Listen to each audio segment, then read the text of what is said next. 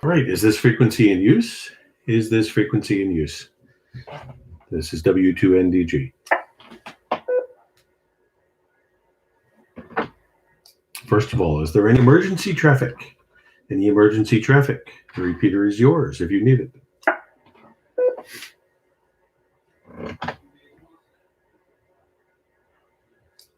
Nothing heard. Well, this is W2NDG on the OMARC Science and Technology Net. It is Sunday night, unfortunately about 8:05, and I apologize for that. I did have some technical difficulties getting the YouTube stream started tonight. I had recently updated and restarted my laptop, and it was just not happy. So anyway, but we're good to go now. I'm going to twist things around a little bit tonight, and I'm going to take check-ins momentarily. But as I mentioned, I had a house full of family for Mother's Day here, and I'm just trying to get everything settled. So please stand by for about 20 seconds because I do need to get something to take notes on.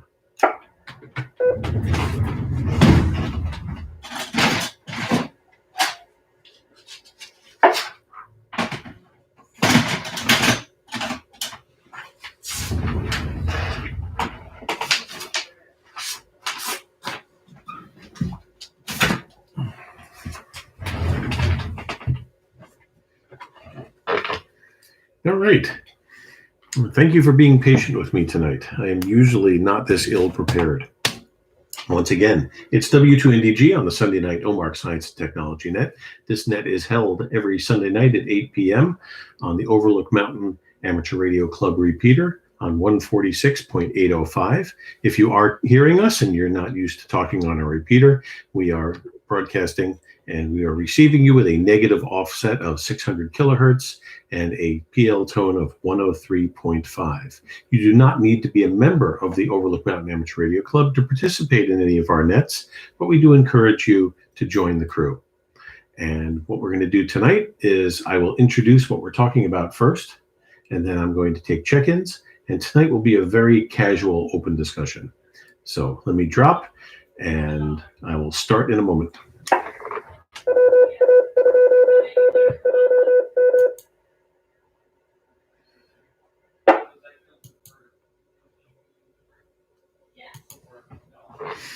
Okay. Inspiration for tonight's topic came from a couple of different things. First of all, some of you know that previously, before I was doing this net with Jim, K2BHM, that this Sunday night slot was held by CJ. CJ was doing a net he called the All Things Natural Net, where he talked about farming and planting and all sorts of natural subjects.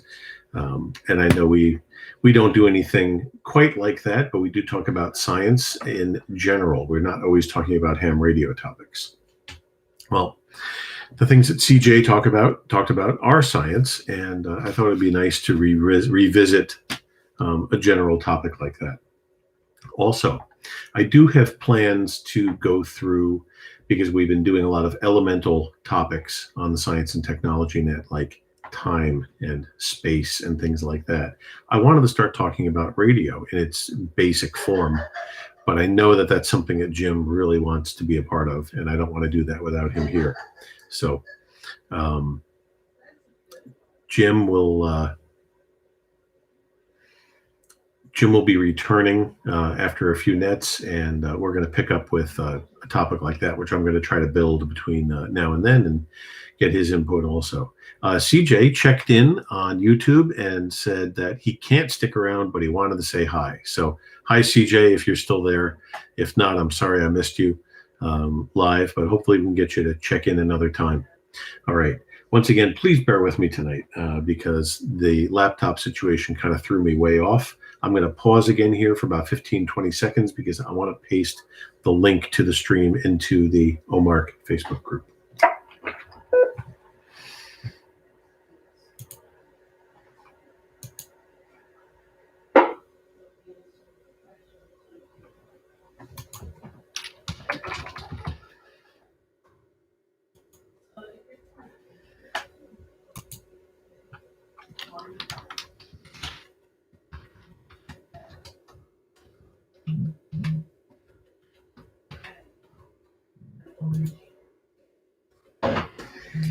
Okay. The link is in the Facebook group. I did not list it on the 835 on the 805 page tonight. I have a feeling that's not as critical. I think anybody who really wants to find us, if they know the 835 and the 805 site, they pretty much know how to find us. But if you're listening and you want to catch the YouTube link, it's pretty easy to find. If you go to YouTube and you search for either W2NDG Science and Technology or OMARC, OMARC, Science and Technology, I believe you will find the channel. But it is on the Overlook Mountain Amateur Radio Club Facebook page now. All right. So let me drop and I'll talk to you about what I see in my yard and what I'm looking for just to chat about tonight.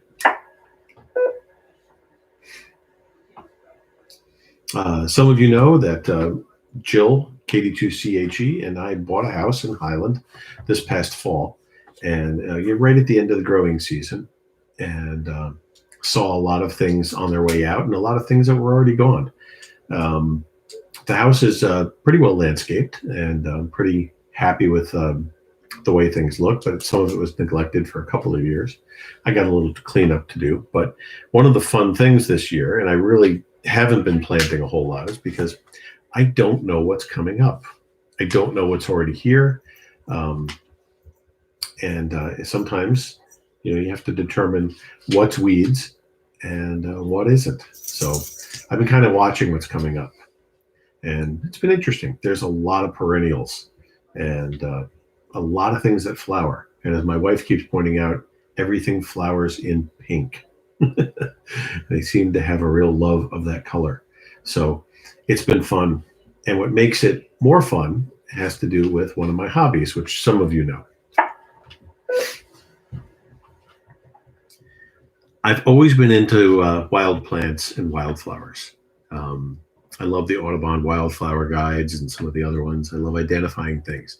But what really attracts me to wild plants is edible ones. Everything from the plant family that we eat came from somewhere. Every cultivated plant has roots, pun intended, in the wild side of the plant kingdom. Good example would be the common carrot you see growing on the sides of the road all over the place. The ancestor of the carrot is Queen Anne's lace. And you see those flat, lacy looking flowers all over the place. That is what evolved into what we call the carrot. And if you pull one out of the ground, it'll kind of smell like a slightly spicier version of a carrot. If you pull the root out of the ground of one that's flowering, I do not recommend trying to eat it because that's the plant in its second year. And it'll be like trying to chew on a wood stick. Let me drop. Queen Anne's lace is a biennial, and to find it in its first year is when you can actually use it like you would use a carrot, or when it's very young in its second year. Here's the other problem, though. You probably want to be an experienced forager if you're going to forage Queen Anne's lace, because it does look exactly like a couple of really poisonous plants when it's not flowering, and actually even when it is, if you don't know what you're doing. So this is a direction we can go in tonight because when I was renting the house in Poughkeepsie, there was nothing interesting growing in that yard. It was really boring. And here, I've got all sorts of cool stuff coming up. So this is what we're going to do. We're going to take check-ins. And then as I go through each person that checks in, tell me what's growing in your yard. The stuff you planted and the stuff you didn't plant. And what interests you, what you might want to know something more about. And if you have any knowledge of the wild stuff that can actually be eaten, we can go through all those things. You don't have to cover all of them. You don't have to cover any of them. But we'll go around and we'll see what people want to talk about as far as what's growing in their yard. All right. This is W2NDG. If you want to check into the net, please give me your call sign, your first name, and your location. Please come now.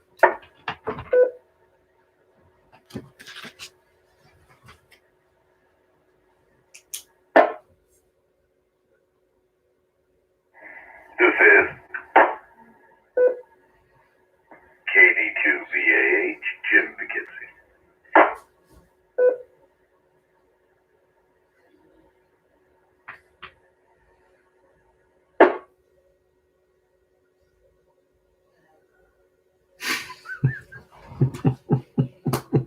This is KB2WFO, Judy in Xena.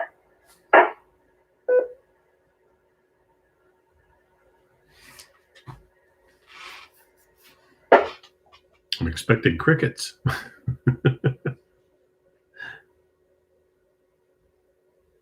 Might be oh, there we go. Might be a quiet net tonight, though. KB2GGF, Matt and Kurt Hunks.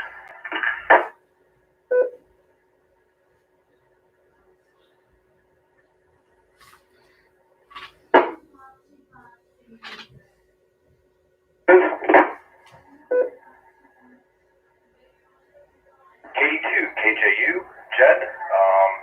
I'm doing a little cooking downstairs in the kitchen, but I'm listening, so I will be available.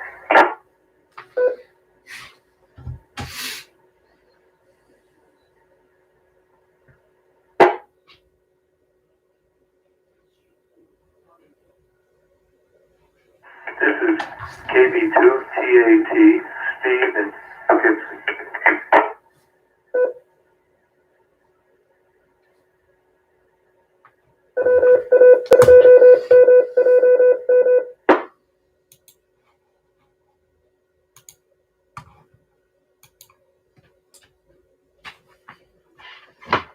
Of course, the repeater had to get the last word in there.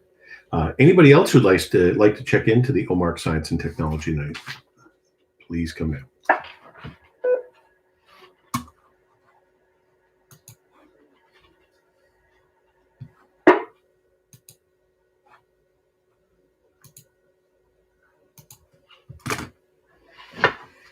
All right, quiet night. Everybody's full of Mother's Day cake. I know we all had a pretty full day here, so a light net tonight is actually fine. But that's 5 check-ins, and let's see, and one new one. I'm unfamiliar with your call sign, Steve. I haven't heard you on here before, but that's fine. Welcome to the net. And so today, I went around and we sank some rose bushes into the ground. And some of you heard my tale of the quest for rose bushes. Jill's dad, when she was growing up, was into roses, and he raised 2 varieties. And it just happened so that recently there was a local store that was selling the same varieties of rose bushes that she grew up knowing. So I drove around to several Aldis in the Hudson Valley, finding them, and the Hudson store had all of the ones I was looking for. So that was neat. And hopefully they'll grow fine. Someone told me that they've had good luck with the plants from Aldi. I mean, it is definitely a huge difference to pay $7 for a bare rose bush as opposed to 40 or 50. So we'll see how they take. But it was fun planting them today. And while I was putting them in the ground, I got to examine some of the other stuff that's growing around here. So as we go through the lists, I'll interject with what I've found today and how that interested me. All right. So let's start off at the top of the list. Jim, KD2VAH. Hope you had a fun Mother's Day. And what's growing in your yard that you'd like to mention? Had a good Mother's Day, and I couldn't tell you what's grown in my yard because I'm not allowed to touch my yard. My wife did plant a garden the other day, and allegedly I stepped on something. I don't know, so I'm not allowed to whatever. I'm not even allowed to trim bushes around here. So in my house, the wife handles the landscaping because apparently I'm not good at it.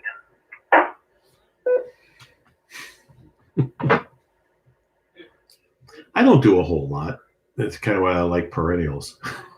but I've been getting more into weeding since I moved here. I think one of the differences is, of course, when it's your house, there's a certain level of pride. But with all the things I do, I certainly have no problem keeping busy. So I prefer lower maintenance things, but that's fine. Yeah, I put in these. They're cultivated violets, technically Johnny jump ups. They look like miniature pansies.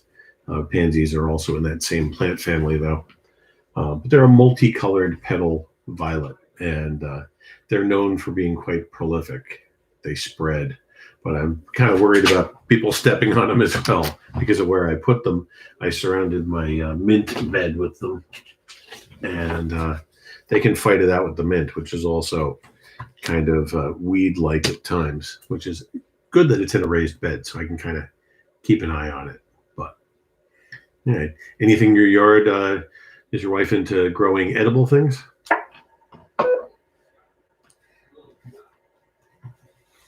Yeah, my wife's a vegetarian, so I think that goes along with saying that she's got this health craze thing going. But anyway, yeah, she's growing a garden. She put peppers, tomatoes, all that stuff in. And then she's got 9,000 flowers that I couldn't tell you what they are. And the last time I weed whacked, which was years ago, I apparently took some down because apparently some flowers look like weeds if you don't know what you're doing. So needless to say, I'm not allowed to touch any outside landscapes anymore.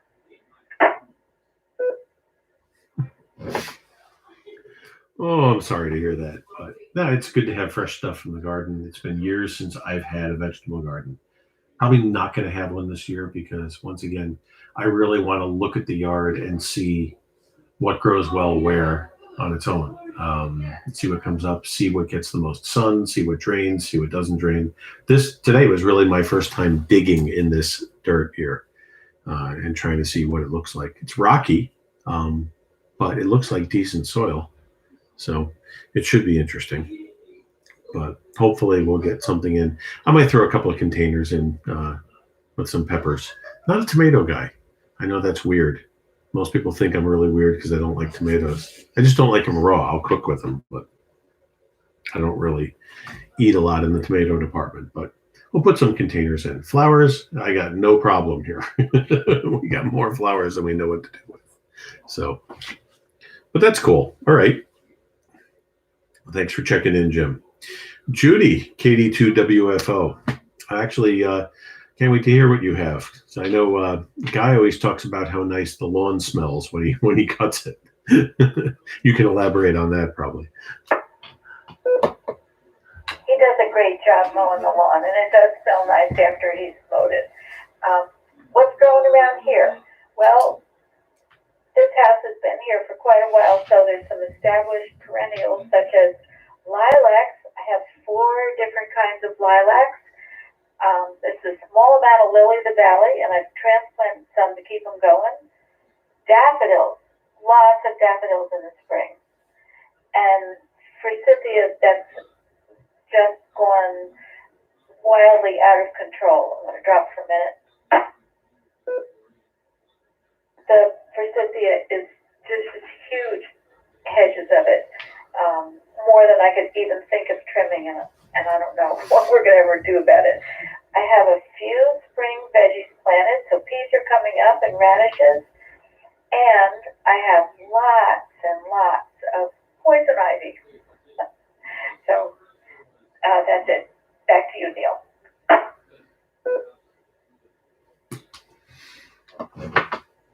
All right, thanks, Judy. I made notes here. So lilacs, for sure. I've got 2 varieties here. What were probably once bushes or shrubs and are now trees.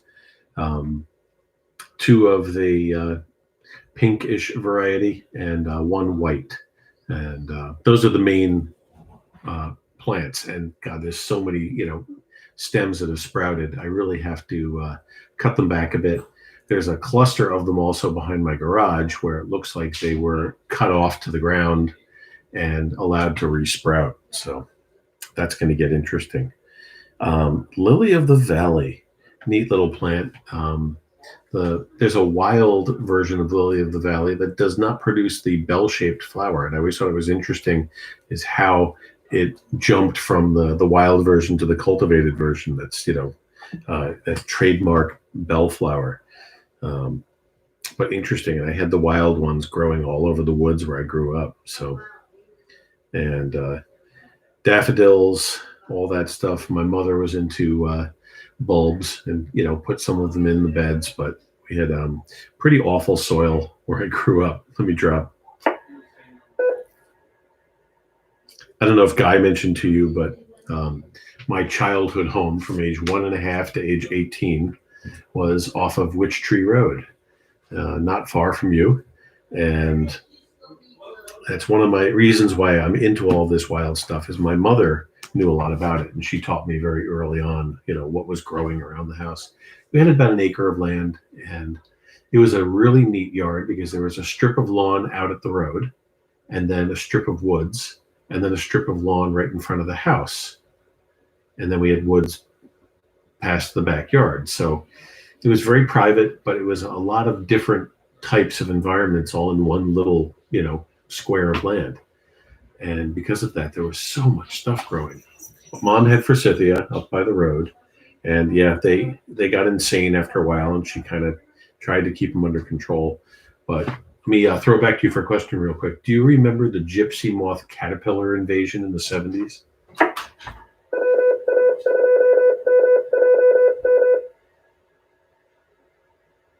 Yes, I remember them quite well.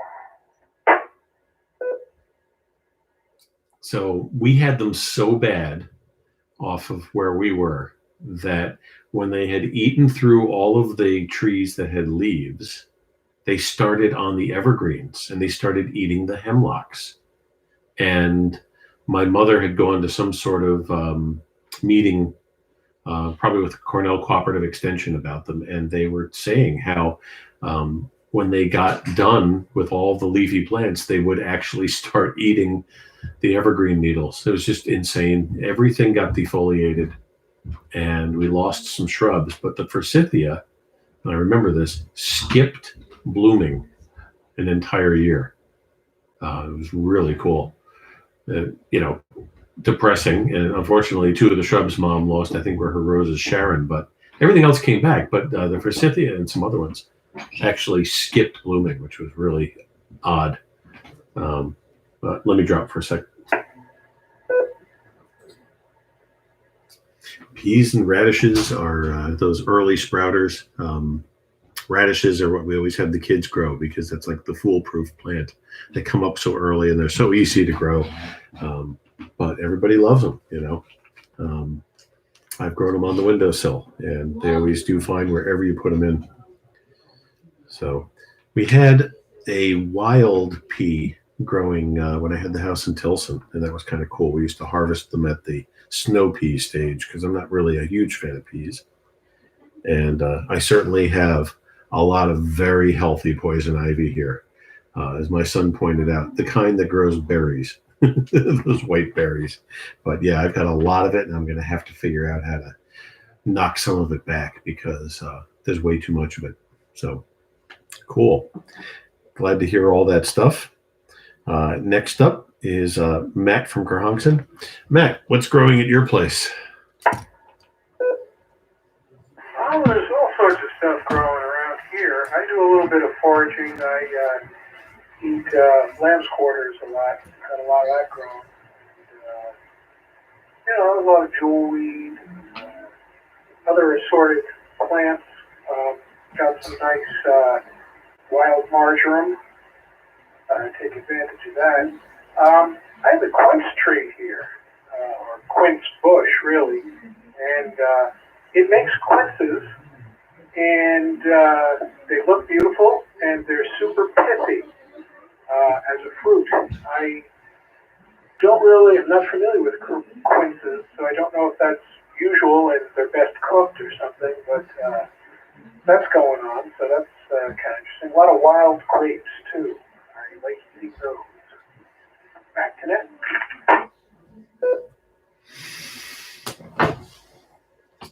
Oh, plenty here to comment on.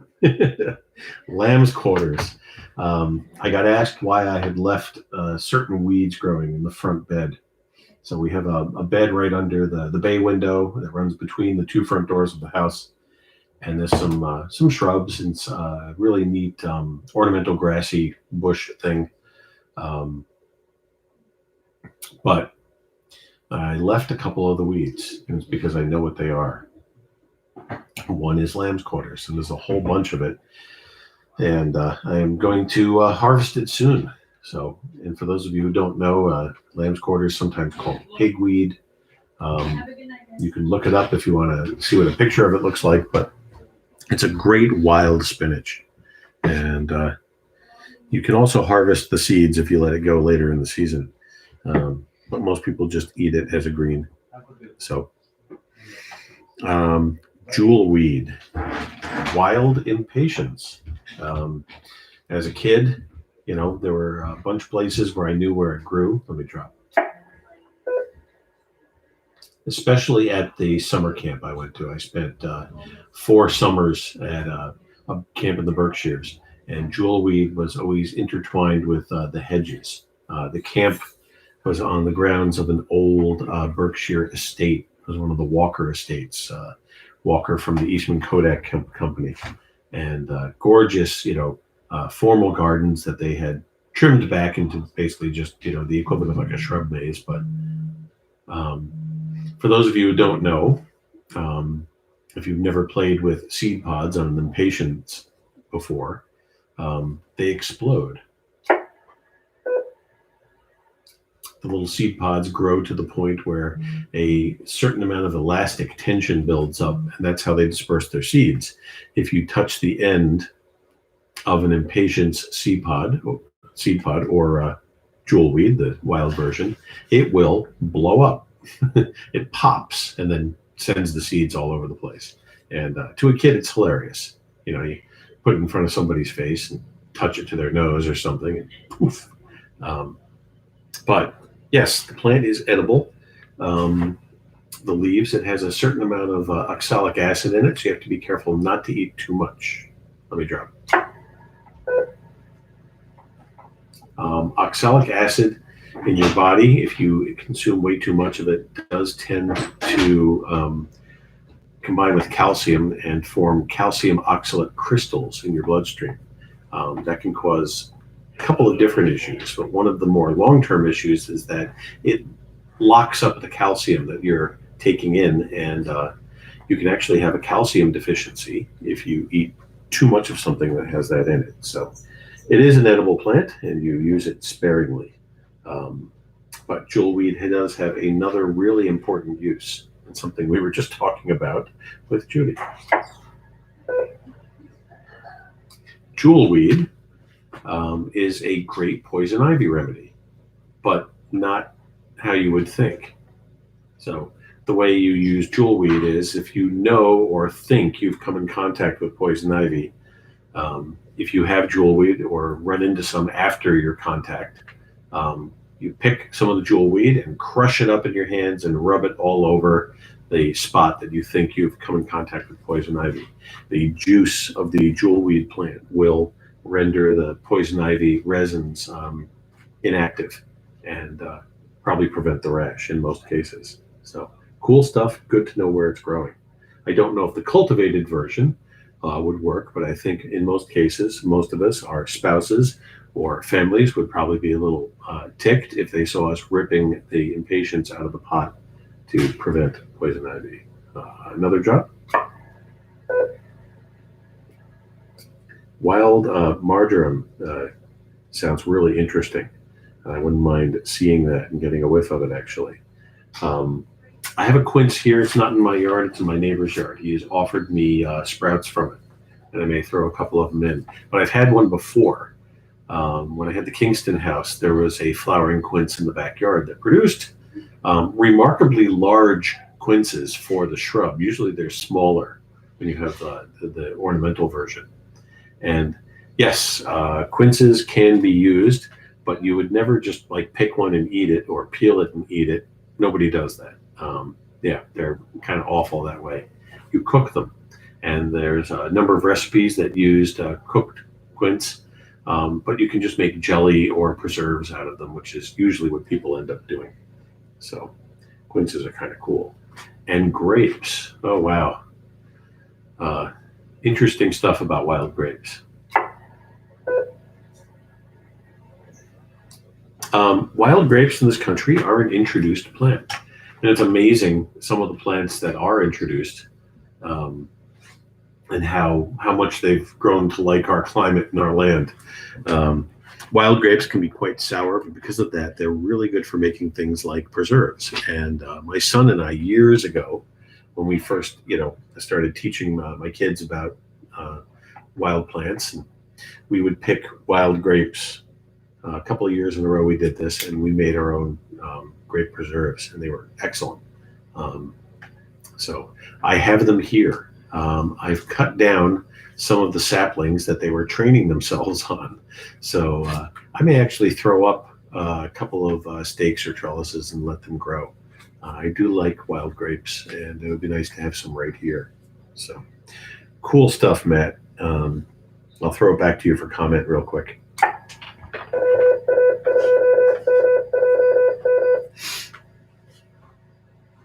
Yeah, I've kind of been into the foraging thing for a while. Back when I worked for the phone company, I used to have a bucket truck, of course, and I was in central New York, and I used to find the greatest apples and pears in a bucket truck.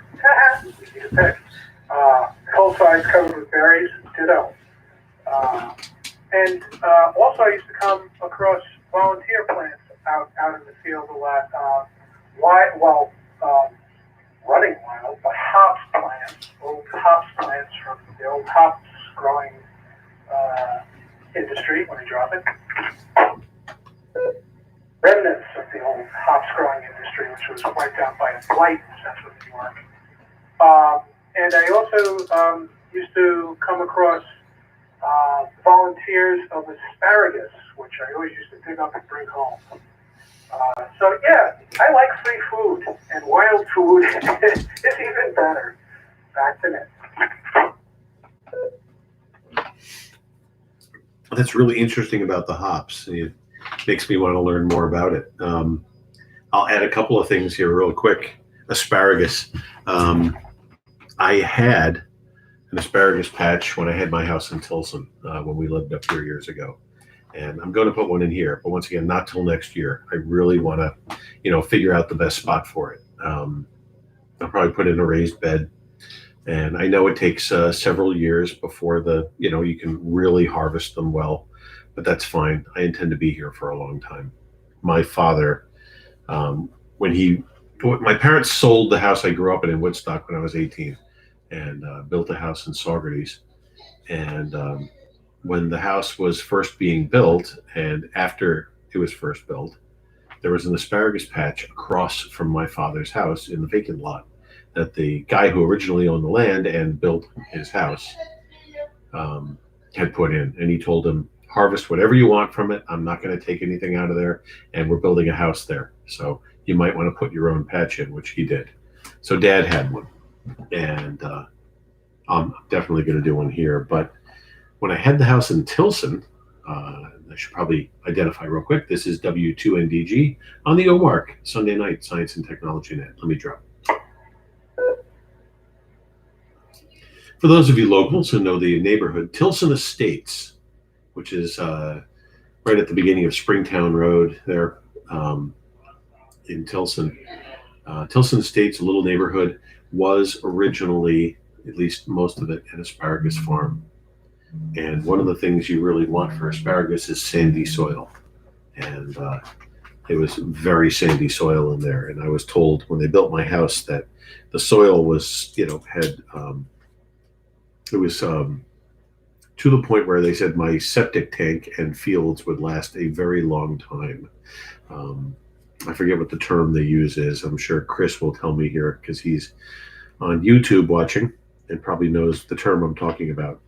I keep wanting to say percolation, but I know there's another derivative of that term. Anyway, what was interesting is the house I built in Tilson, was in a part of the neighborhood that was all vacant lots. And as they disturbed the soil and did various things, the old asparagus roots, some of them started popping up through the ground. So for the first few years we were there was asparagus popping up in random places in my lawn and in the vacant lot next to me. Kind of cool. Let me drop. I mentioned that there were a couple of plants in the front flower bed that I left and was asked why. The other one is one that I don't really care for, but it's garlic mustard. And garlic mustard is another introduced weed that has taken over, and it's terrible stuff. You should really try to eradicate it where it's causing issues. And the way it causes issues is that it grows so quickly and so much that it kind of chokes the smaller forest plants for light. They don't get enough light to grow properly. So look up garlic mustard, see what it looks like. It's a white flowered mustard, and if you do see it growing around, don't kill all of it. Keep a little patch in a corner, because you may find that as an edible you might actually like it, but you don't want it growing everywhere like I found here. So I've been trying to get rid of some of it. But the one in the front flower bed is huge. It's currently probably about 3.5 feet tall, several stems, probably 5 or 6, and it's just throwing up white flowers like crazy, and it's absolutely huge. But here's why I'm letting it grow. Because it's a relative of horseradish, apparently, if you let it grow to through its flowering stage and seeding stage, pull the roots out once they start fattening up again, you can use the roots like horseradish. And I thought I would give that a try because I am a fan of horseradish. So I've pulled up the young plants. There's not enough there to do anything with. So I guess they say once the plant gets kind of huge, to pull it up and see what you can do with the roots. So I don't know. I'm going to leave it in. And it's so huge that it actually kind of looks nice. It's not an attractive plant, but yeah, we'll do something with it. So, all right, Matt, cool stuff. I'm going to go on to Jed, and I think Jed will probably have plenty of things to tell. If you're still there, Jed, what's growing at your place? What's interesting? We'll see you. Thanks for coming.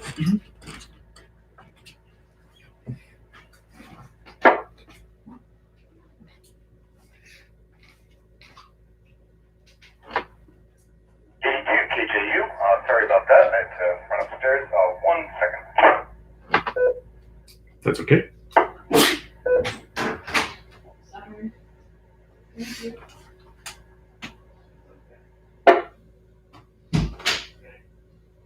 I have quite a bit growing around the house, and it's kind of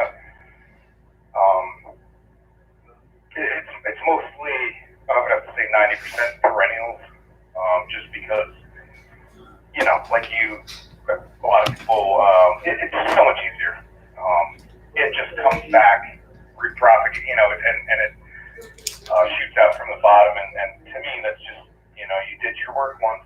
And then every year after that, you are rewarded again with what pops up. I do have some annuals that are pretty easy to reseed. I don't do it; they reseed themselves.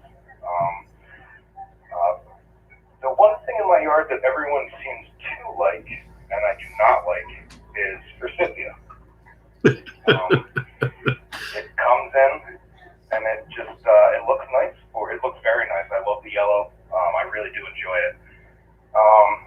But after that, it just kind of it becomes a bit of a problem.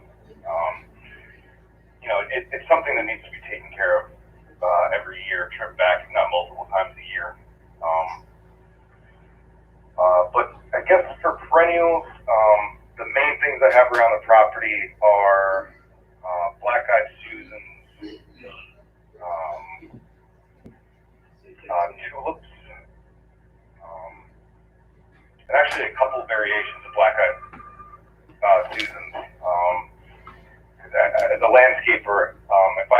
something that, if someone wants removed, I may remove it and put it in a bucket and bring it home. That's just wasting depending on where you pick it up, it could be quite expensive to get some perennials, anything like that. That's one advantage of my work. With that, I'll send it back to you, Neil. This is KJU.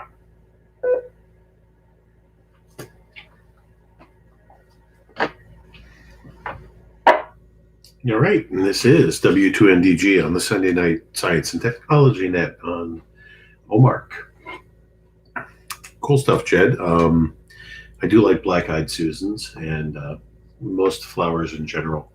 As I said, we didn't really know what was coming up here, and as I determined, what's weed and what's not, a bunch of irises popped up. And I know irises when the leaves, the flat leaves, first pop through the ground, only because it's good to know what irises look like compared to cattails. Cattails is one of the most common plants that foragers will talk about because they're pretty easy to identify, but one of the few poisonous plants that can be mistaken for a cattail is wild iris, and some of those grow in the same type of environment. So I've learned to tell the difference when irises pop through the ground. They're kind of two-dimensional, whereas cattails definitely come up in a more of a three-dimensional state. So the irises are flat. But we had a bunch of them come up here, and they just started blooming, and they're pretty cool. Also, we had these large bushes, I'll call them, that just sprung up from the ground. It looks like they were definitely, dead stems around where they came up from last year. They may have died off even before we got in here. So I wasn't really expecting them. There's probably a good dozen of these things around the house, and they turned out to be peonies. Of course, more pink flowers. But if the pictures I've seen of them mean they're probably going to look great. So those are popping up through the ground. Black cap raspberries, which is something that I know CJ talked about on here once. And I have quite a number of them coming up. There's this odd stone planter on the side of the house that I wasn't sure what to do with. I'm not crazy about it. My sister-in-law expressed interest in it, but now I've discovered that there's a pretty nice several canes of wild raspberry growing in it. So I think I may leave it for now, and maybe I'll try to move them somewhere else because they are confined. They'll be root bound. I might be able to successfully transplant them to a better part of the yard. But I do have a cultivated blackberry bush here that's doing rather well. So it's funny what you say about Forsythia. Let me drop. Where did that cut me off? Pretty much, it was about 2 seconds. That's about it. Not very much at all. No, thanks. That's fine. Yeah, my feelings on Forsythia are similar. I mean, I love the yellow flowers, but after that, it's just a pretty boring hedge. If you keep them controlled and shape them a bit, they're not so bad. And Mom had kind of let them merge. So you know how when the stems touch the ground, they resprout frequently. So what she did was she let them merge along the plane of the road and not front to back. So they never got deeper from the road to the house, but they filled in between each other the way she trimmed them, and eventually created a nice green hedge up by the road. So and then the flowers were nice, but most people put them in, just let them go crazy, and you just have this giant green blob most of the year after the yellow flowers disappear. So anyway, all right. And Jed, at some point we'll probably talk about landscaping a bit, because I do have some plans for this place, but this year I'm concentrating on other things. The yard looks good. I mow the lawn. I'm watching what's coming up and pulling the weeds out, which I never thought I'd consider maple trees to be weeds, but oh my God, they're everywhere. W2NDG. Steve, if you're still there, KB2TAT, I know it takes a while to get through a list the way I do the nets, but I haven't heard you on here before, so welcome to the net. And if you want to come back and tell us what's growing in your yard, what's interesting. Net Control, this is KB2TAT. Hello everyone, my name is Steve. I live in the town of Poughkeepsie, and this is my first time on the net. I have to tell you, it's a very fascinating net. I'm really enjoying this topic. My wife is an avid gardener, and she has a lot of annual flowers and ornamental plants within the fenced-off portion of our yard because we really have a deer problem. So that kind of limits everything we can grow. I think the most interesting plant, at least to me, that we have in our yard is a type of cactus. I have a friend who was a biology teacher in Newburgh, and maybe like 35 years ago, he told me there's a type of cactus indigenous to this part of the country, and it's called the Eastern Prickly Pear.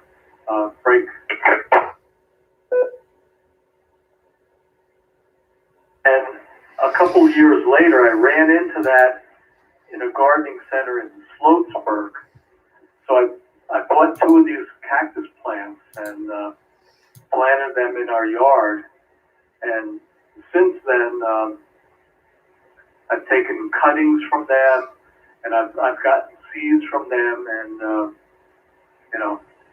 regenerated all these little cactus plants, which I have growing all over the place. And it's really quite something in the middle of the winter to see cactus covered by snow and sort of shriveled up and everything. But then when spring comes, they all come back to life and have these beautiful yellow flowers. So I think it's kind of a fascinating thing to see. Break. The other thing is I have a little koi pond, and I have a lot of different lilies in there, although I can't tell you what they are. They're just different lilies. There's pink ones, there's yellow ones, and they're very colorful, and they look really pretty, especially with like the big goldfish swimming under them.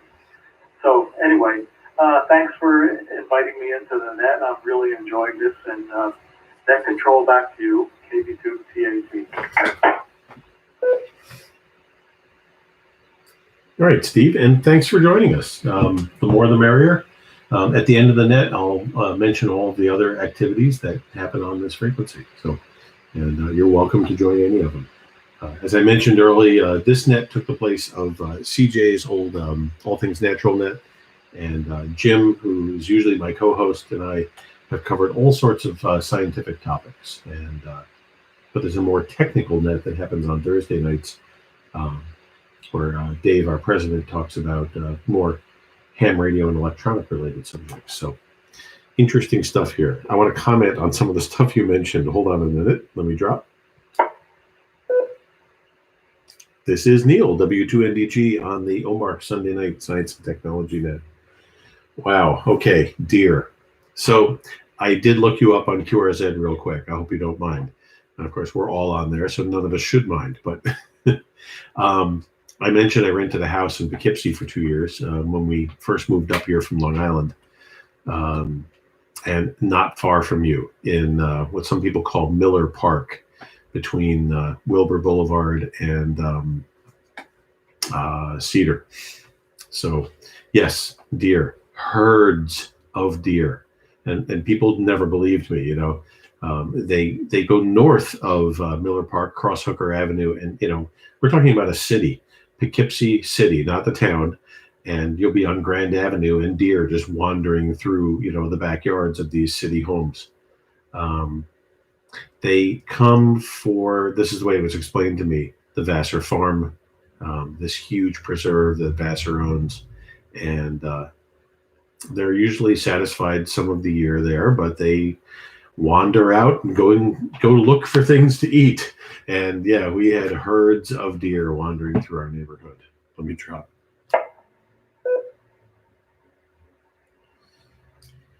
I find it interesting that you brought up the prickly pear cactus. A lot of people don't believe it when I tell them that it grows here.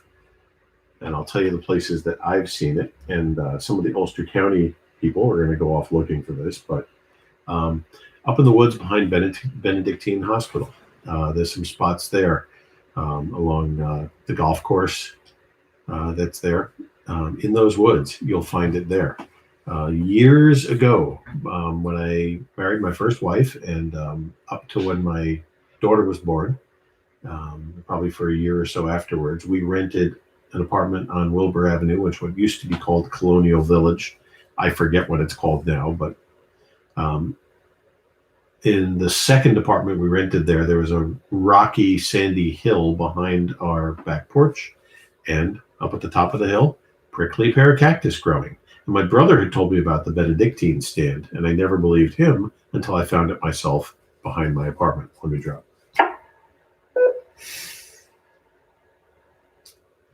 A lot of older Kingston natives will tell you about a part of Kingston that doesn't exist anymore.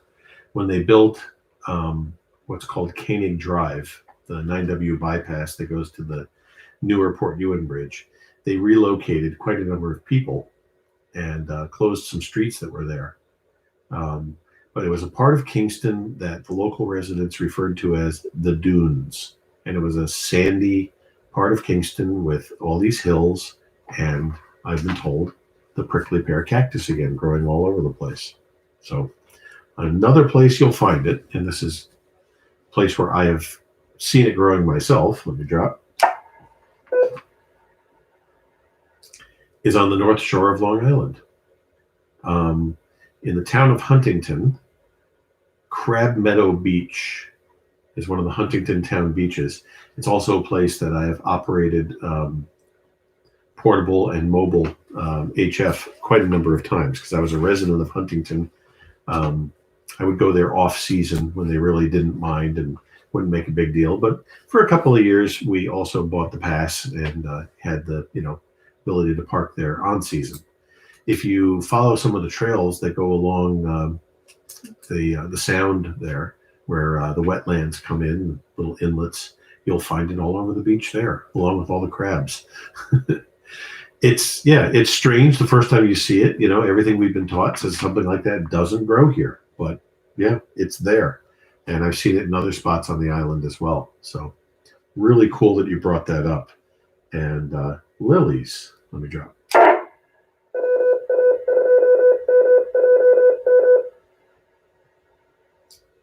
Many water lilies have edible tubers. If you follow the stem down to the bottom of the pond, growing in the muck are little potatoes. And I hear they're quite good. I've never had them myself. But there's a number of aquatic plants that produce a potato substitute. So both the white and yellow water lilies, I think the lotus flowers do as well, but lotus is usually harvested for its seeds. And the arrowhead is also another one, which you'll find growing in the water that produces an edible potato-like root down at the bottom. So cool stuff, Steve. And I'm going to throw it back to you for a comment on the deer. This is W2NDG on the OMARC Sunday Night Science and Technology Night. Yes, as far as the deer goes, I never thought about them coming from the Vassar Conservation Area. I always assumed they came from the golf course, but what you say makes a lot of sense that they are coming from that Vassar Conservation Area, which is just on the other side of Spackenkill Road from us. That's interesting you say that. Like I say, I never thought about that before, but that's probably where they're coming from. Also, another thing recently is we've had bald eagles. Like, this is a suburban neighborhood, and we've had bald eagles perching in trees, gliding over our yard with squirrels or chipmunks or whatever in their claws with red-tailed hawks in hot pursuit of them, which is kind of fun to watch.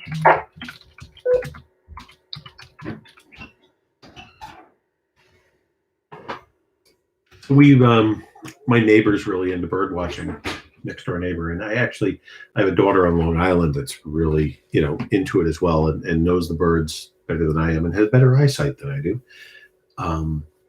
But next door neighbor's been telling me that there's a number of them around here, but also just a lot of other hawks, and we have herons that fly overhead quite a bit because there's a lot of water right around here. I live on Route 290, or right off of Route 299, going through the wetlands between Highland and New Paltz, and there is quite a bit that keeps the birds busy here, so that's cool.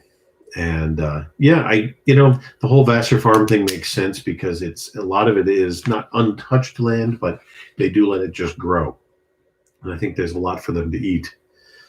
And when they run out, here they are. But the weird thing we noticed here was that it was almost all does. I think we only saw 1 or 2 bucks in the 2 years we were living there. But we got to recognize some of them. Unique looking. There was one that my wife called Gimpy.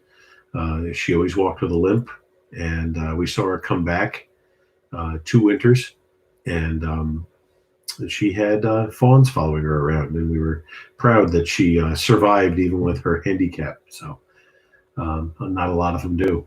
Although I don't think there's a lot of people hunting deer on the streets of the city of Poughkeepsie. All right. Neat stuff, Steve. And once again, welcome to the net. This is W2NDG on the OMARC Sunday Night Science and Technology Net. We're going to take second round check-ins if there's anybody else out there who wants to check in. Also, if you need to check out, you can also tell me, and I won't call on you again if you need to leave for any reason. But we're not going to run too much longer tonight. We'll make it a shorter net than the last couple. So if you need to check in, give me your call sign, your name, and your location. Please come now.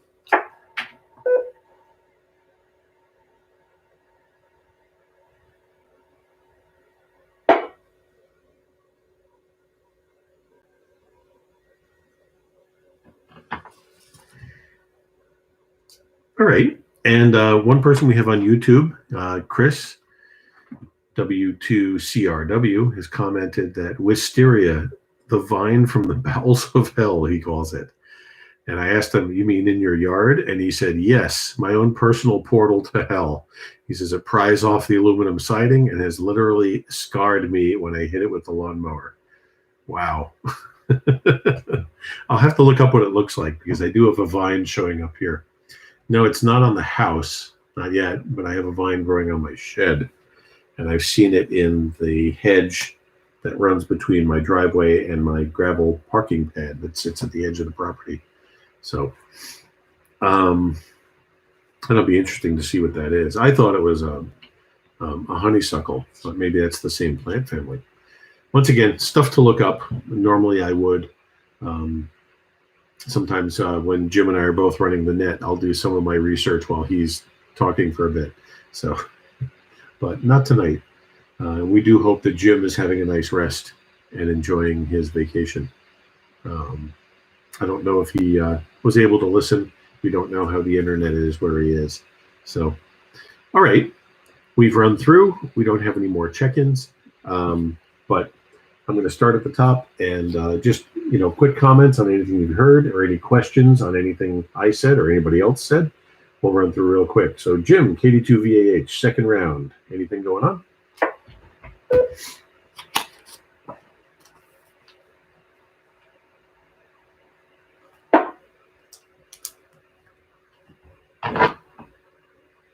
Yeah, well, Jim's not in the plants. I think we put him to sleep. We'll double check again. Jim, KD2VAH, you still there, or did we make the lights go out for you? No, I'm still here. Sorry about it. If I told you what was distracting me, you wouldn't believe me anyway. Anyway, I'm still here, so what's up? Oh, just second round and probably last round. I'm just asking if you have any comments or questions on anything that anybody has said, including me. No, like I say, I don't know much about any of that stuff. Like I say, my wife, absolutely, she would know all about it. So I'm the wrong person, and there's no way I'm gonna ever get her to hear this radio. So Well, that's okay. I thought you missed the cue. I thought you were going to say something like, "Yeah, we get deer too, but they're the A version." no, but I do remember that herd that you're talking about where you used to live. I believe Vassar College actually brought in hunters to cull that herd, and boy, was that a big uproar. Oh, I can imagine. And that actually brings up something from my memories. If anybody's familiar with the town of Monroe, New York, there's a couple of ponds right in the middle of the town, similar to a couple of towns around, like Carmel, Lake Carmel here. But yeah, Monroe has ponds right in the middle of the village, and they had a problem with geese and a population explosion with them. And they were trying to figure out how to manage them. And no matter what they came up with, somebody was always opposed to it. I think they actually ended up putting out feed that had some sort of goose birth control in it. You're gonna think I'm joking, but on my last job, I also had goose patrol come spring. And what we would do is go around to all the nests, take the eggs. You can't smash an egg, because if you smash an egg, the goose will lay another one. But we would take the egg and then put it into a 5-gallon bucket of canola oil, some kind of vegetable oil. Then take it out, set it back at the nest. That way the mother didn't know, and she'd sit on it, and then the egg would just basically cease to exist. But if you smash an egg, we actually had the EPA come in, and not the EPA, the conservation. Let me drop them. And gave us a course on this, and I'm laughing because it dawned on me. There's supposed to be 2 people. Jim and Neil are going to do this. Neil is going to carry the umbrella. Jim is going to carry the bucket, the 5-gallon bucket of oil. As we approach a nest, Neil's going to use the umbrella to scare off said person. When we get to the nest, Jim's going to put the eggs in the oil for a couple seconds, bring them out, set them back in the nest. Meanwhile, Neil will still be fending off the mother with the umbrella. This was part of the 2-day training we had to take to be certified.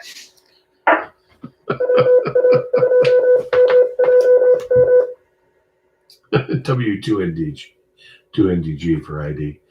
Oh, that's great. Oh, so did you get a certificate, master in goose control? Think I didn't? That last job, everything was certificates.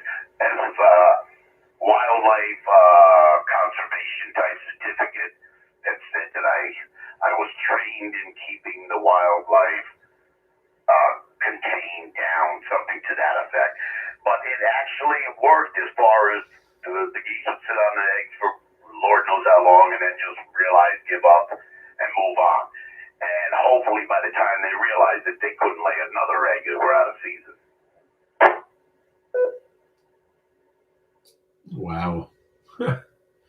But yeah, I mean, you can search for this on Google, the different communities that have, had problems with, huge, flocks or herds of almost anything. I think Poughkeepsie at one point, when I was in sales, my professional dental products sales part of my life, and one of my customers was telling me about the issues they were having with grackles and trying to figure out how to reduce the grackle population. But interesting stuff.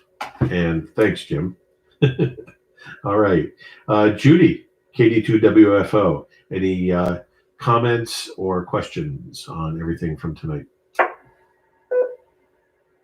Oh, yes, lots. We have lots of deer here, and that's why some of what we can grow out outside a fence is limited. If I want to have any vegetable gardens or any flower plants, has to be within a fence or the deer are going to get it. So we do have some areas, and that's where I'm trying to have some vegetable gardens. When I grew up, it was in Rifton, and my family had about 64 acres. My father had big vegetable gardens, and we used to wander up in the woods and wander around. I don't remember a lot of wildflowers, though. So I am starting tomato plants and pepper plants. I started some about 6 weeks ago, and I transplanted a bunch of the tomato plants today into bigger pots. So maybe they'll be ready to go outside soon, but too cold right now. So that's it for now. KD2WFO. All right. Thanks, Judy. And, what's strange is, so the years that I lived on Whitney Drive were probably from the middle of 1966, 67, probably actually. I think the house was late and my parents had to rent something at Skytop for 6 months. So 67 to like 84, I lived there and never saw many deer, maybe one or two in that whole time. They just didn't come up through our woods. And the woods behind us, up until they built the houses behind Whitney Drive, there was nothing back there. All that land was owned by the guy who owned Rotron. And even back there, hiking around, we rarely saw deer. It was just, I guess, a part of Woodstock that at least then didn't have a lot of deer. What did we have? We had snakes. Oh my God, did we have snakes. Before I mowed the lawn, I would have to go around, if I didn't want to dice them, I went around with a bucket and a stick and a screen, and I would just pick up snakes, put them in the bucket, and put a screen on top of the bucket with a rock, and then mow the lawn, and then I would just kind of dump them out in the woods and let them go on their merry way. But garter snakes, so many of them, and rabbits. My mother had a thing about the rabbits. For somebody who loved wildlife and flowers and was, a very, very, happy, nature-loving person. I don't know why, but she just didn't like the rabbits. Maybe she was attacked by one as a kid. Really don't know, but all right. Great stuff. And is Guy listening? No, he's not. He was tired and he went up to bed. A comment on the rabbits. They eat low stuff. So when I planted beans in the garden that was fenced in, the rabbits got to it, and we had to put in double layers of fencing to keep the rabbits out. So that could be why your mother didn't like the rabbits. They just eat everything. They don't like, I think it's marigolds. No, they don't. The deer don't like marigolds. The rabbits don't like nasturtiums. Go figure. KD2WFO. I'll have to remember that.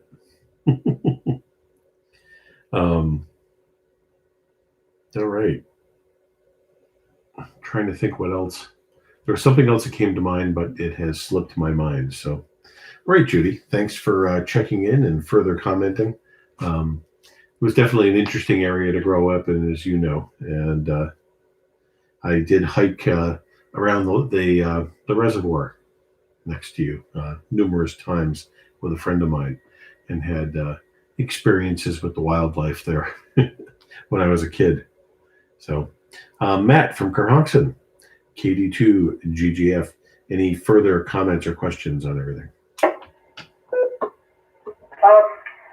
this is Matt, KB2GGF, and rabbits and beans. Yeah, oh boy, rabbits like to eat beans. I have given up growing bush beans. I only grow pole beans, runner beans, and they tend to leave those alone. Just gotta make sure first couple of weeks they're kind of protected. After that, you're okay. But at least here. But that's about it. I'm getting kind of tired. I'm not thinking too well. So back to that, KB2GGF. That's all right, Matt. But thanks for checking in, and thanks for talking about jewel weed and wild grapes and everything else that I like. Cool stuff. Jed, if you're by the radio there, any further comments or questions on things talked about tonight?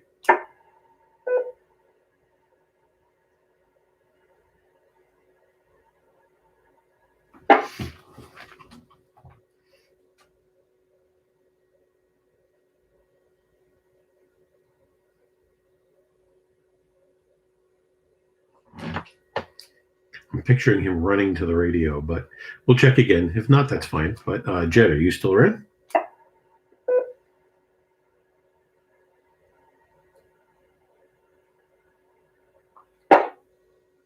All right, and that's okay. You know, it does get late on Sundays, and some of us pack a lot into the weekend. We get pretty tired. I know I am. Steve, KB2TAT, any final questions or comments on everything? Net control, KB2TAT. No additional comments or anything, but hey, just a lot of fun. Really interesting, and glad I checked in, and thanks for welcoming me in, everybody, and like I said, a lot of fun. Net control, back to you, KB2TAT. KD2BH coming. All right, Jim, go. This new ICM might make me look fat. Hey, that's my joke. Why is the ICM 71's mic so much bigger than the 73's mic?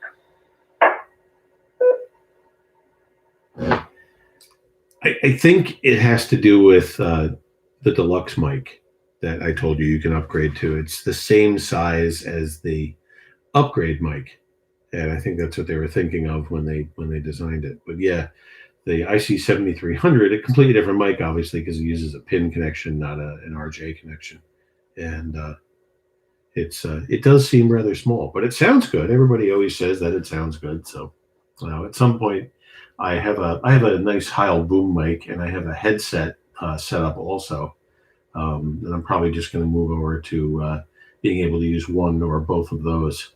I just not having the shack fully set up here yet. I haven't done it, so it's fine. But yeah, that's the deal. All right. I'll throw it back to you for comment, and I think we'll check to see if there's anybody else out there, and then we'll close things up.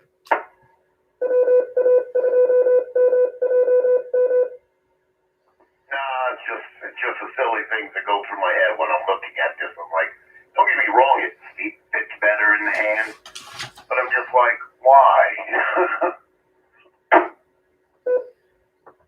Yeah, I know.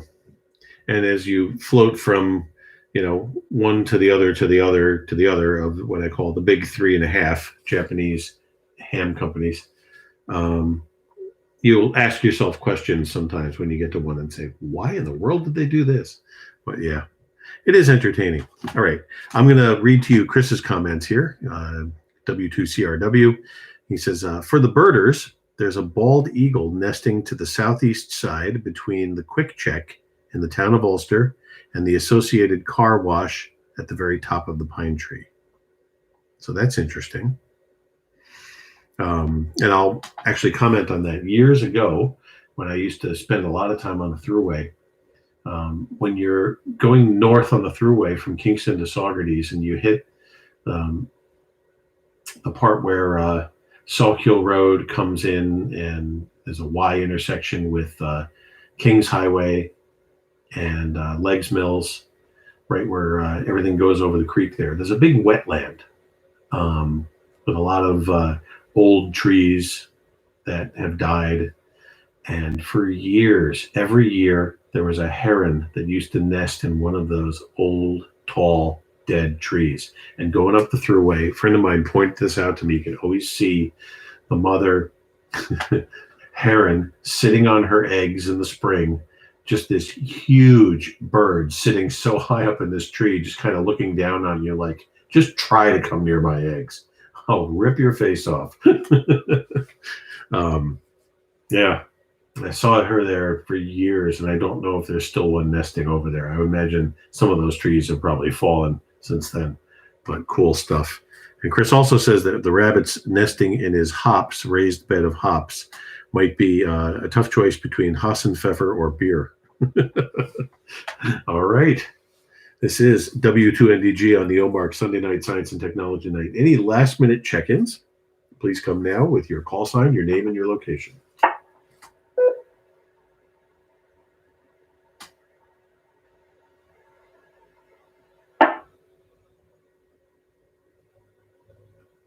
All right, that's fine. And I'd like to thank everybody for participating in the net tonight, whether you participated on the radio or decided to watch us on YouTube. This net is held every Sunday night at 8 p.m. on the OMARC repeater, the repeater of the Overlook Mountain Amateur Radio Club. This club holds several nets during the week. There are daily nets at 8:35 a.m. every morning on this repeater. Paul, ACTUQ, or on Wednesdays, Rob, W2RWS, or on Sundays, Jed, KD2KJU, host the 8:35 on the 8:05 net. It was a net that came about just as a casual conversation, and as COVID ramped up and the lockdowns began, Paul kept the net going and opened it up to everybody. It's a casual net, not a directed net, and where we all pretty much talk about what's going on in our lives and share various things. And it was a way to remain social during a time when it was impossible to be social. And as Paul always says, ham radio is the original social network. So 8:35 on the 8:05, and it has its own website, 835 on the 805.net. So that's every morning at 8:35. Every evening at 6:30 is the OMARC check-in net. Same thing, check in, let us know how your day went. We want to know that you're okay. We want to see that our neighbors are okay. We want to talk about what we're doing and how we're feeling. And as some of us learn, I will be perfectly honest, and I've said this before, as the lockdown drove on, I wasn't always okay. I definitely needed people to talk to. It happens. But the 6:30 net every night, and that's hosted by a kind of a round robin of OMARC members and officers. Every Thursday night at 8 o'clock, I believe. Yes, Dave, K2JLV, hosts the Thursday night TechNet. And Dave picks usually a technical topic, something ham radio or electronic or computer related. But he also takes a round of check-ins asking if anybody has something in particular that they're having an issue with or want to talk about. Let me drop. All of these nets are available to any ham who would like to check in. You do not need to be a member of the Overlook Mountain Amateur Radio Club. However, we encourage you to become a member. We're a great group of people, very friendly club, currently having virtual meetings monthly, and we'll get back to in-person meetings once things get going. Our website is omarcclub.org, omarcclub.org. We are in the process of updating that website, but there's a website there, and you can become a member on the website. So anyway, this is Neil, W2NDG, on the OMARC Sunday Night Science and Technology Net. Closing the net, casual conversation can continue at this point. As usual, I'll hang out and listen for 5 to 10 minutes if anybody wants to talk. And if not, everybody have a good night, and I'll probably catch most of you tomorrow morning at 8:35. Have a good night.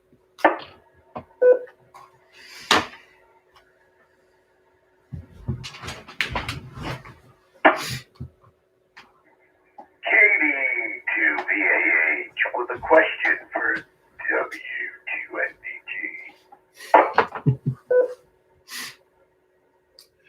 Oh, go ahead, Jim. I have two separate desks in my shack. One is my computer, one with 7 screens, and one is my hand station. And I was thinking about it. Why is it I can't have a switch at my hand station that turns it on, and a desk mic that it will sit on my desk over by the computer will then become active and work. So when I'm sitting there and I hear you, like this morning you were mobile, and I was like, my back was killing me. I was like, I don't want to get out of this comfy chair to go sit in that straight back chair to shoot the breeze with Neil, and I certainly couldn't stand for a while. up that might go over there would work. So I went looking. Let me drop. And I came up with something MFJ makes that pretty much allows that to happen. I would have to put an extension, of course, to go around the corner of the room to get to the desk over there. But I was thinking too, I don't know. First of all, I looked at it to order it. They said earliest date September. That's not going to work for me. But it's got to be easy to build something similar to that. Oh yeah, it shouldn't be that hard. In fact, I mean, if you were to search on Google for, microphone splitter switcher, throw some other things in there, ICOM, searches, the more words, the better. And usually if you're throwing the words microphone and ICOM in a search, you don't even need to tell it ham or amateur radio. But there's got to be a project for that. I haven't looked on the computer myself yet, but somebody else probably makes one other than MFJ. But there's probably a board or a kit out there for it. Another way a lot of hams will do this is some of the dual band radios that have true dual receivers will allow you to set up a cross-band repeater. So basically receiving on one band and transmitting on the other simultaneously. And the way you would do that with the repeater here is you would have it, a crossband machine would be receiving the output signal on 146.805 and rebroadcasting it on a UHF frequency simultaneously, which you would receive on a little HT. And then when you transmit, you're transmitting on a UHF frequency that the radio is receiving and then retransmitting that on 146.205 or the input frequency simultaneously. And it works. I've had it set up myself. So that's another way to do it. And then you can have like a little low power HT or keep, a regular HT on the lowest power setting and just carry it around with you. So that's another way to do it.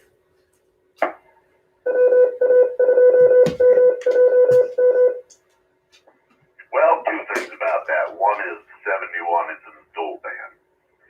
And two is I simply want a desk mic to sit over at that desk over there. So when I hear somebody from this desk, I can just click down on it. And when I come back to the ham desk, I'll just hit that switch and put the mic that's sitting here into line online. And I can picture it. It's got to be an easy project without spending $200 and some odd at MFJ, much less waiting to December or whatever it is before it comes. But yeah, I'm going to search because I've got two desk mics coming for these two radios.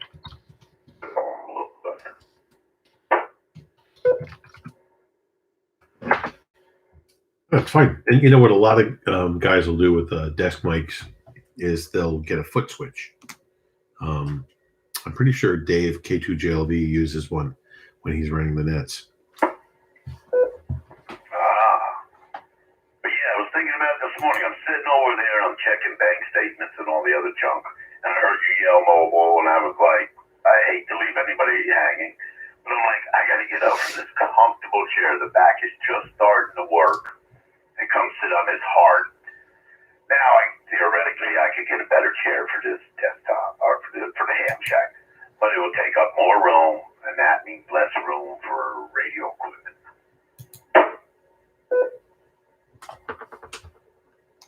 So I'm looking this up. Oh, wow. Definitely a hijacked web page. So, yeah, the first thing I clicked on, I'll tell you about in a moment. The second thing I switched on is supposed to be Station Microphone Switch Box by this guy, Doug Crumpton, it says. And when I click on it, I get a full-page ad for Viagra generics. Okay, that web page is gone. Let me check the next one here. No, that's the MFJ, just from a different source. You might find it in stock somewhere else. So here's a place in Texas that has it for $129.95.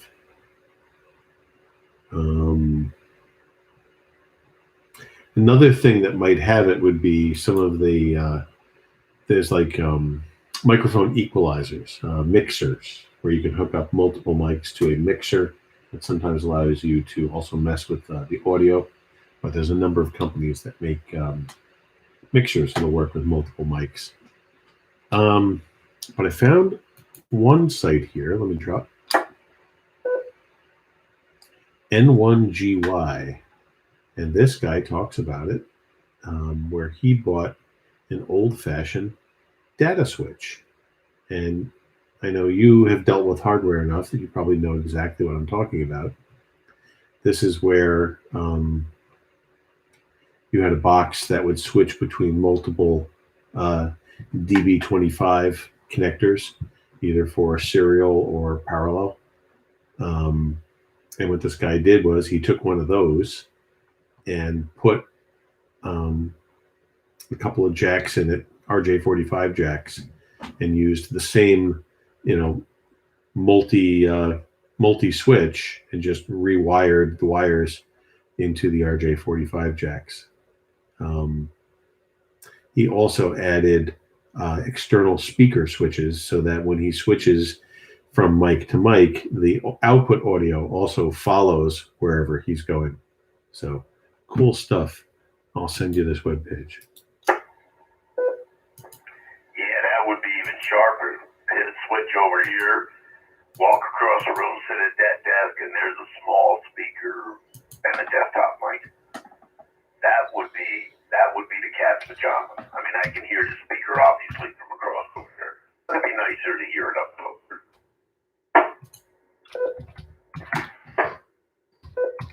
Comment?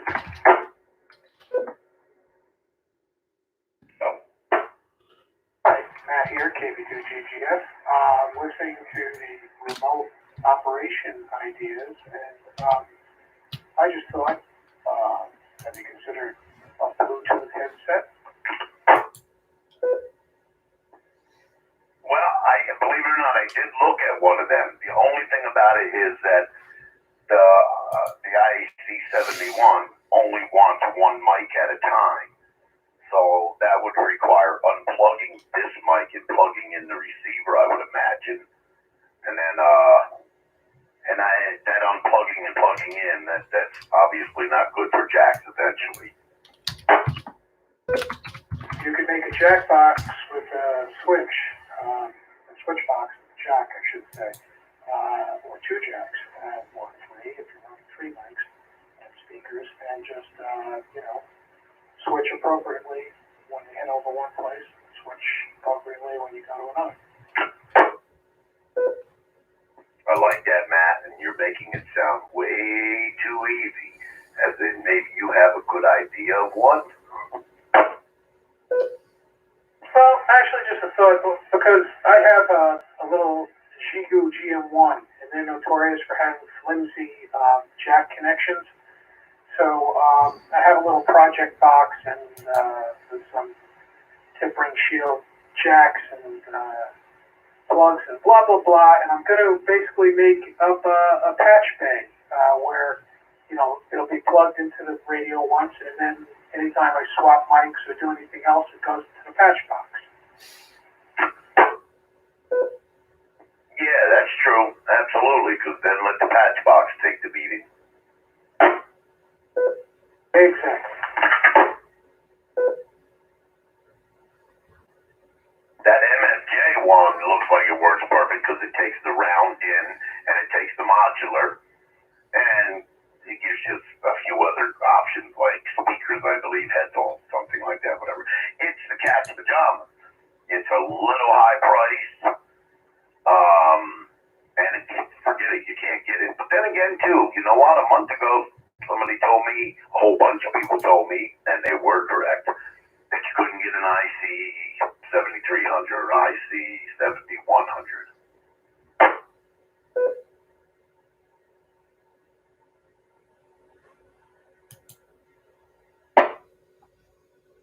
Then one day they popped up.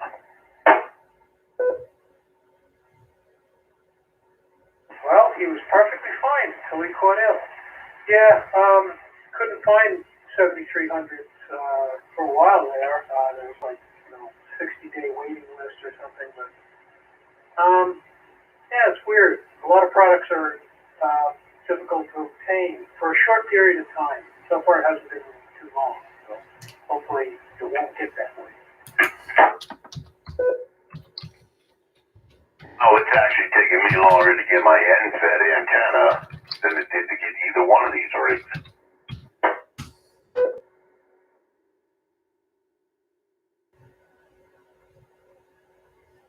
I just bought a 9-to-1 balance and or button on it, and nice one, stainless steel hardware, all like that. And I got a 100-foot coil, a number 14 insulated copper wire, and whole bag full of insulators and rope. I gotta build it.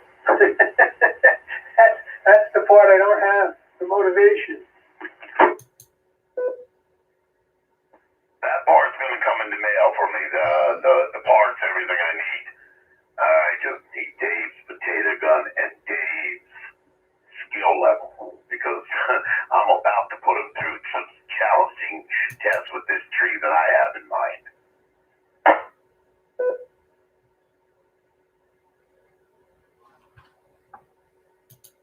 Yeah, I think I have too many projects going at once is my problem. I get distracted.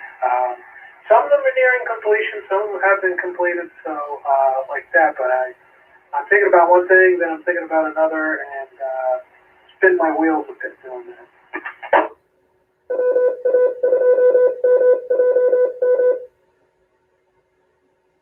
Yeah, that's me. I stink at multitasking. I mean, like I want to take the FTM 400 that I had in here and put it in the truck. But that's something that I got to plan a week to do, and nothing else. Meanwhile, I know I need to make up some cables, some short run cables in here. I need to, do a few things in here. And then I got stuff on the outside I promised other folks that I would do for them. And it's got me mind boggled. I mean, I got something to do Tuesday and Wednesday. It's going to take up both days. And they're good things. They're very good things. Let me drop them.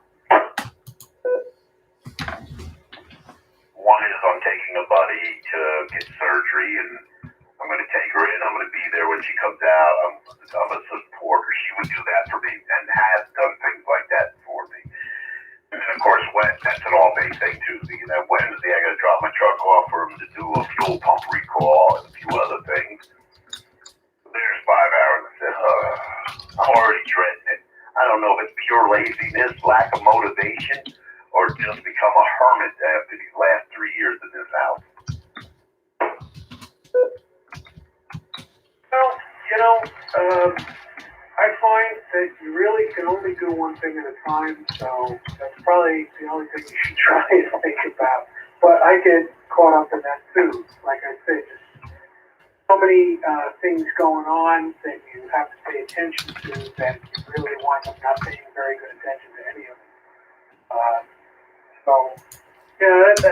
I have to be more purposeful in how I spend my time and try to do a little bit better. But will I? I don't know.